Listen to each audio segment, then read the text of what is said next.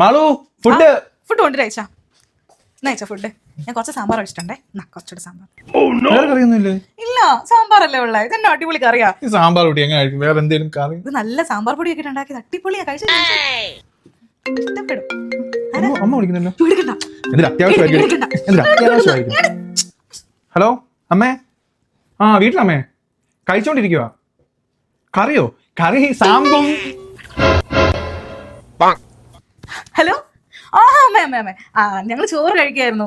എന്തോ? അതെ അതെ, കറികള് സാമ്പാർ, പിന്നെ മട്ടൻ, ചിക്കൻ, ബീഫ് ഫ്രൈ ഒന്നും നോക്കില്ല അമ്മ, അങ്ങോട്ട് ഉണ്ടാക്കി. പിന്നെ കുറച്ച് കൊഞ്ചിന് കുറച്ചുണ്ടായിരുന്നു, അത് നമുക്ക് ഫ്രൈ ചെയ്യാനുണ്ടായിരുന്നു, അത് പൊരിച്ചു കൊടുത്തു. പിന്നെ അവിയലുണ്ട്, തോരനുണ്ട്, പുളിശ്ശേരി. ഇച്ചാന്റെ ജീവനാണേ, അതുകൊണ്ട് പിന്നെ ഇച്ചാന്റെ ഹാപ്പിനെസ് ഞാൻ നോക്കിയോളൂ. പുളിശ്ശേരി ഉണ്ട്, സദ്യ അങ്ങനൊന്നും ഇല്ല അമ്മ. ഇപ്പോൾ സദ്യയായിട്ടൊന്നും ഇല്ല, ഇതൊക്കെ വളരെ ചെറുതായിട്ട് ഉണ്ടാക്കിയതല്ലേ. ഇതിലൊക്കെ അടിപൊളിയായിട്ട് ടീച്ചർ എല്ലാ ദിവസവും ഇതിലും കൂടുതൽ കറി കൂട്ടിയാണ് കഴിക്കുന്നത്. ശരി അമ്മേ. ഇല്ല കുഴപ്പമില്ല. അന്ന് ഞാൻ കഴിച്ചിട്ട് വിളിക്കാമേ. ഇച്ചാനെ കൊടുക്കണ്ടല്ലോ. ശരി ഓക്കെ അമ്മ. ഓക്കെ. പേടിച്ചു പോയി. സാമ്പാർ കൂടി കഴിച്ചാ. സാമ്പാറാ ചൂട് വേണോ? വേണ്ട. ശരി. എന്റെ അമ്മയൊന്നും അറിയുന്നില്ലല്ലോ.